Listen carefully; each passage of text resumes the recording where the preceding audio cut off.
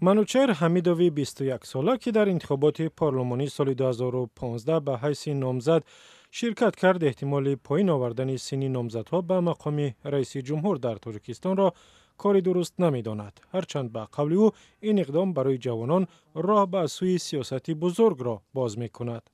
35 سالگی خود سنی کمالات است. بسیار هم سن سالی خوب است فکر میکنم و برای نامزد به منصب پرزیدنتی پیشنهاد شدن باید شخص پیش از همه نه اینکه به کمال رسیده باشد، باید این چنین تجربه کافی داشته باشد، سیاست داخل و خارجی کشور را بسیار خوب درک کند. یعنی که بسیار وظیفه پرمسئولیت که هست.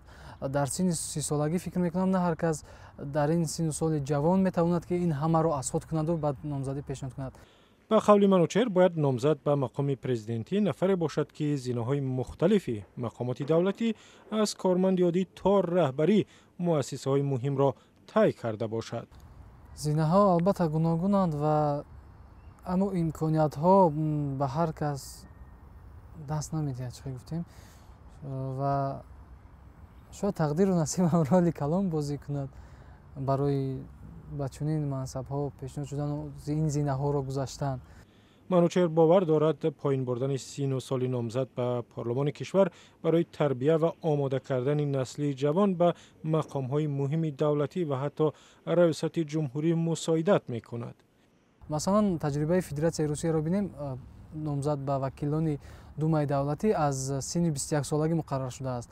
در ما باشد از سن 25 سالگی. خوب میشد که پارلمان فکر و عقیده جوانان را بیشتر به نوبت گیرد و رابطه مستحکم را یعنی با جوانان بیشتر برامانند، چون که جوانان امروزه تاجیک از علم زمان، از علم جهانی برخوردارند، جهانبینی خیلی وسیع دارند، یعنی تجربه دیگر دولت‌ها رو خوب درک کرده می‌خواهند که با برنامه‌های طرح‌ریزی خود آن را در کشور خود عملی سازند. جامعه ایدئالی برای منوچهر جامعه عاری از فساد است. محض این مشکل به قول او جامعه تاجیکستان را به مشکلاتی عمیق‌تر ঠেলা داده است. پاک کردن معارف، تندرستی، اقتصاد، دیگر ساحه‌های اهمیت مهم داشته در جمهوری از عامل‌های خصوصیت کروپسیون بسیار هم برای ما عین زمان مهم است. مبارزه بر ضد کروپسیون دهچند کرده شود و سانکسی‌هایی که در کدکس جنایتی هستند باز هم فکر میکنم بلند گردانده شود که مثلا نتوانند که هر نفر که پیش از به کروپسیون دست زدن یعنی ترس داشته باشد از آشکار شدن از جزای سختی که در قانون باشد خوبتر است.